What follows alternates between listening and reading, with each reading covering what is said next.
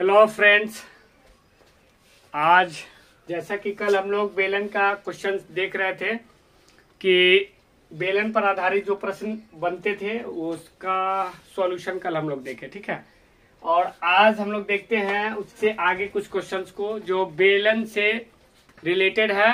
और ये very very important question है क्योंकि हर बार बोर्ड मॉडल में क्वेश्चन ये डाला जाता है, पूछा जाता है, ठीक है।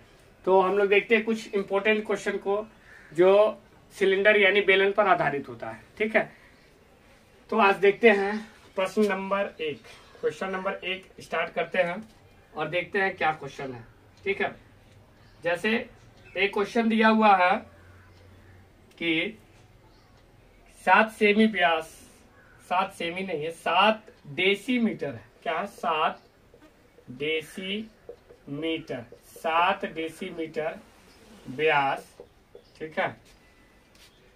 7 डेसीमीटर व्यास और 5 डेसीमीटर, क्या है? 5 डेसीमीटर ऊंचाई के, ठीक है, ऊंचाई के एक समवेलन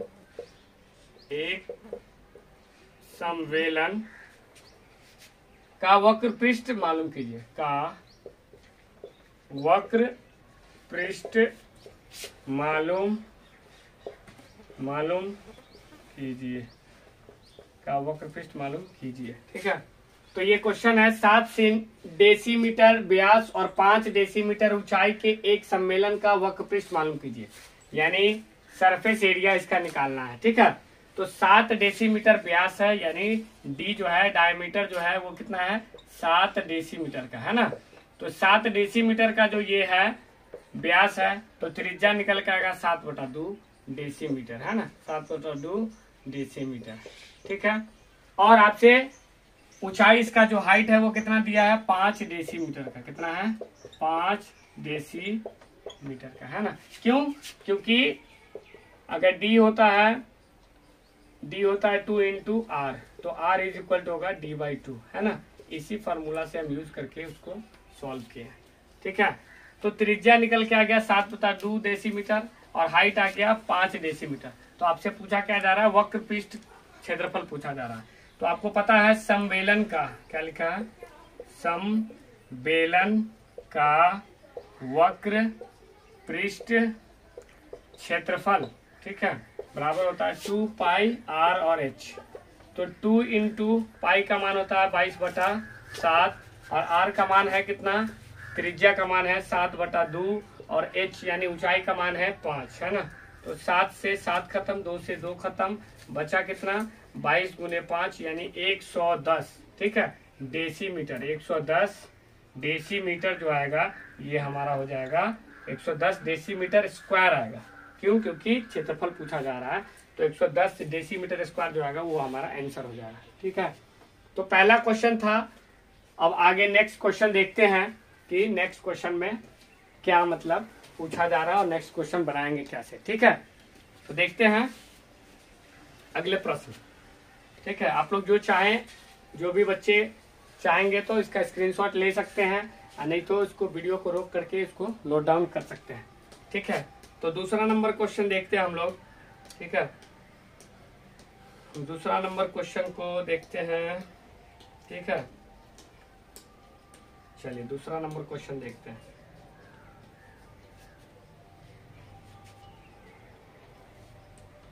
दूसरा नंबर क्वेश्चन को देखते हैं, इसको मिटाया जाए, ठीक है।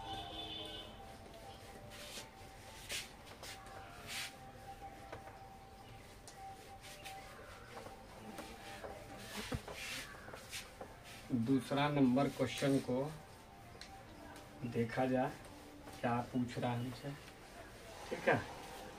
तो दूसरा प्रश्न में दिया हुआ है क्वेश्चन नंबर 2 में, है ना। किसी बेलन के वक्र सतह का क्षेत्रफल, किसी बेलन के वक्र सतह का क्षेत्रफल, किसी बेलन के वक्र सतह का क्षेत्रफल 4400 वर्ग सेमी है। 4400 वर्ग सेमी है, वर्ग सेमी है, ठीक है। 4400 वर्ग सेमी है और इसके आधार की परिधि, और इसके आधार की परिधि, और इसके आधार की परिधि, और इसके आधार की परिधि 110 सेमी है। 110 सेमी है, ठीक है। ज्ञात करना है, आपको बताना है, ज्ञात कीजिए। क्या ज्ञात करना है, क्या निकालना है? तो निकालने के लिए सबसे पहले में ए नंबर में दिया है बेलन की ऊंचाई। क्या निकालना है? बेलन की ऊंचाई। क्या निकालना है? बेलन की ऊंचाई यानी हाइट, जिसको एच से सूचित करते हैं ना। और बी नंबर में बेलन का आयतन, बेलन का आयतन, ठीक है, कि बेलन का आयतन हम कैसे निकालेंगे, यानी वॉल्यूम भी, ठीक है। इसमें दो चीज पूछा जा रहा है, ठीक है, कि किसी बेलन के वक्र पृष्ठ का क्षेत्रफल दे रखा है 4400 वर्ग सेमी और इसके आधार की परिधि 110 सेमी है। तो ज्ञात करना, निकालना है बेलन की ऊंचाई h और बेलन का आयतन भी निकालना है। तो वक्र पृष्ठ क्षेत्रफल जो होता है, यानी कर्व्ड सरफेस एरिया, वक्र पृष्ठ क्षेत्रफल जो होता है वो कितना दे रखा है? 4400। कितना दे रखा है? 4400 सेंटीमीटर स्क्वायर, है ना।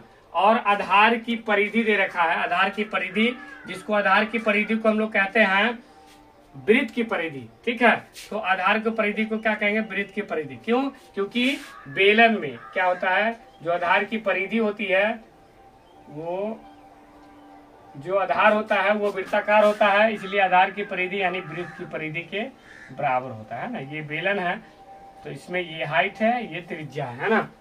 तो ये निचली सिरा और ऊपरी सिरा दोनों वृत्ताकार है, तो जो आधार की परिधि होगी वही होगी वृत्त की परिधि, ठीक है। तो आधार की परिधि, ठीक है, आधार की परिधि यानी वृत्त की परिधि, और वृत्त की परिधि होती है, कितनी होती है? 2 पाई आर। 2 पाई आर कितना दे रखा है? 110। कितना दे रखा है? 110 सेमी, ठीक है। तो आपसे पूछा जा रहा है हाइट बताने के लिए। आपको पता है कि कर्व सरफेस एरिया जो होता है, ए नंबर में आपसे पूछा जा रहा है हाइट कितना होगा, है ना, कि हाइट कितना होगा, उसी को निकालना है। तो कर्व सरफेस एरिया होता है CSA जो होता है वो कितना होता है? 4400 तो हमको दिया हुआ है सेंटीमीटर स्क्वायर, लेकिन इसका फॉर्मूला आता है 2 पाई आर इंटू एच, है ना। तो 4400 और हमको क्या है, 2 पाई आर का मान हमें यहाँ ज्ञात है ना, क्योंकि आधार की परिधि 2 पाई आर हुआ बराबर 110 है। तो यहाँ रख देंगे 110 गुने एच बराबर 4400, है ना। तो h बराबर आ जाएगा 4400 और डिवाइड बाय 110। तो 10 से 10 काट देंगे तो हाइट कितना निकल के आ जाएगा? हाइट आ जाएगा 440 भागा 11। 11 से हम इसको काटते हैं तो 11 चौक 44, 0 के 0, यानी हाइट जो आ जाएगा, ऊंचाई का मान आएगा वो 40 सेंटीमीटर आएगा आंसर, ठीक है। तो 40 सेंटीमीटर का आ जाएगा आंसर। तो इस तरह से हम देख सकते हैं कि पहला नंबर ए में बेलन की ऊंचाई तो हम ज्ञात कर लिए और आगे बेलन का आयतन निकालेंगे, ठीक है। देखेंगे कि बेलन का आयतन भी कैसे निकालेंगे। तो हाइट अगर 40 सेंटीमीटर का आ गया है, ठीक है, तो आगे हम देखते हैं कि जब हाइट आ गया है तो त्रिज्या भी हमें ज्ञात करना पड़ेगा और त्रिज्या निकाल करके उसका आयतन निकाल देंगे, ठीक है। तो इस क्वेश्चन को मिटाना पड़ेगा क्योंकि ये काफी लंबा क्वेश्चन है, ठीक है। उसके बाद उसको आगे सॉल्व करते हैं, ठीक है। तो आप लोग जो नोट नहीं किए नोट कर लेंगे, चाहे स्क्रीनशॉट ले लेंगे। और बच्चे, मुझे थोड़ा ज़्यादा सपोर्ट की ज़रूरत है क्योंकि मैं आप लोगों को एक अच्छा शिक्षा देने की ओर अग्रसर हो रहा हूँ। तो आप लोगों का सपोर्ट मुझे चाहिए। अगर हमारे पढ़ाए हुए जो भी मैथमेटिक्स है अगर आपको अच्छा लगे तो हमारे चैनल को ज़रूर से ज़रूर सब्सक्राइब करिए और वीडियो को शेयर करिए, लाइक करिए, कमेंट करिए, ठीक है। चलिए तो आगे देखते हैं इसका आयतन कैसे निकालेंगे, ठीक है। किसका? बेलन का आयतन। बेलन का आयतन निकालना देखते हैं, ठीक है। अब बेलन का आयतन, जिसमें हमें क्या दे रखा है? दो चीज दे रखा है। एक तो दे रखा है आधार की परिधि यानी जिसको कहते हैं 2 पाई आर बराबर 110 सेंटीमीटर। हाइट हमें निकाल के आ गया है, कितना निकल के आया हाइट, तो हाइट अब ये निकाले हम लोग क्योंकि प्रश्न में पूछ रहा था। हाइट निकल के आया है 40 सेंटीमीटर, है ना। तो आप इससे त्रिज्या निकाल सकते हैं। 2 इंटू पाई का मान होता है 22/7 गुने आर, है ना, और ये है 110 के बराबर, है ना। तो अगर हम क्रॉस मल्टीप्लीकेशन करेंगे तो 2 इंटू 22 इंटू आर बराबर 110 गुने 7, है ना। आर बराबर लिख देंगे 110 गुने 7 बटा लिखेंगे 2 गुने 22, 22 पंचे होता है 110, ठीक है। अब तो कोई कटने वाला नहीं है, नहीं कटेगा, है ना। तो R इज इक्वल टू हो जाएगा 5 सत्ते 35/2, ये हमारा आ गया त्रिज्या का मान, 35/2 त्रिज्या का मान आ गया।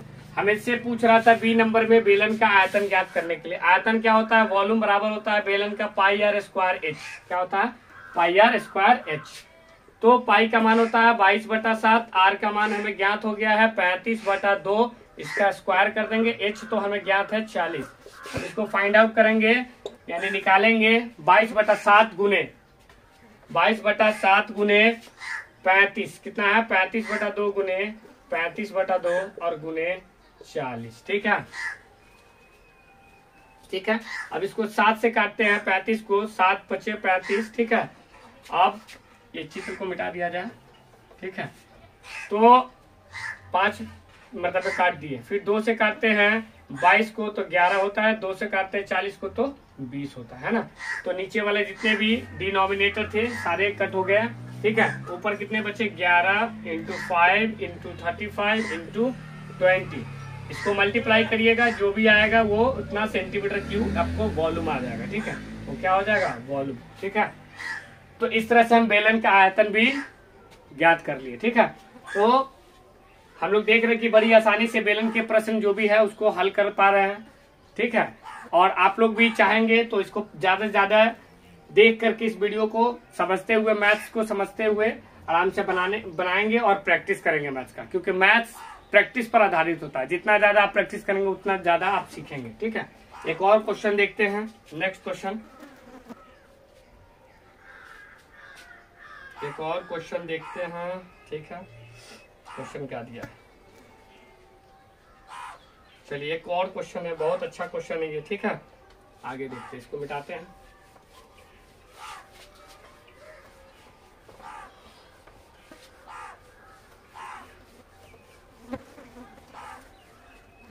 एक क्वेश्चन देखते हैं, तीसरा नंबर जो क्वेश्चन है वो है 3 सेमी त्रिज्या तथा 7 सेमी गहराई वाले 3 सेमी नहीं मीटर, सॉरी 3 मीटर, ठीक है, त्रिज्या 3 मीटर त्रिज्या तथा 7 मीटर गहराई, 7 मीटर गहराई वाले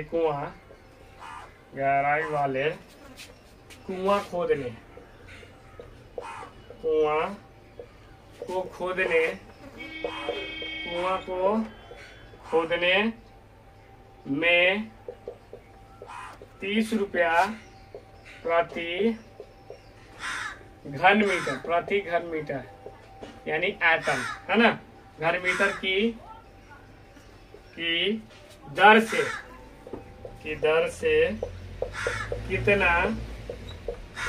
कितना व्यय होगा, कितना व्यय, यानी व्यय मतलब होता है खर्चा। तो आपसे क्वेश्चन में क्या पूछा जा रहा है कि 3 मीटर त्रिज्या तथा 7 मीटर गहराई वाले कुआं को खोदने में 30 रुपए प्रति घन मीटर की दर से कितना व्यय होगा, यानी कितना खर्च होगा, है ना।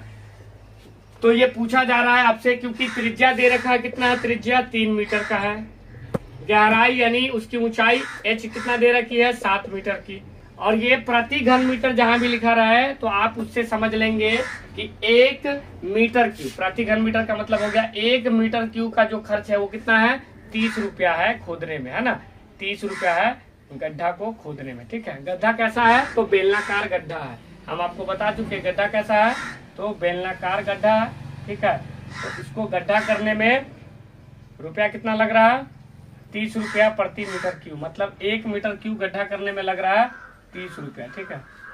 इस तरह का गड्ढा करना रहेगा, जो नॉर्मली आप लोग देखते होंगे ऐसा गड्ढा घर उर में, घर बनाते समय में ऐसा गड्ढा किया जाता है ना। ये हाइट है, ये इसकी त्रिज्या है ना। तो 1 मीटर क्यूब का जो खर्च है वो 30 रुपया है ना। और कह रहा है कि दर से कितना व्यय होगा, व्यय मतलब होता है खर्च, कितना खर्च लगेगा टोटल, ठीक है। तो इसका जो है आयतन दिया हुआ है, क्योंकि 1 मीटर क्यूब किसमें हम लेते हैं, मीटर क्यूब यूनिट लेते हैं वॉल्यूम में, है ना। तो इसका वॉल्यूम निकालेंगे, वॉल्यूम होता है बेलनाकार गड्ढे का वॉल्यूम जो होगा पाई आर स्क्वायर एच होगा, है ना।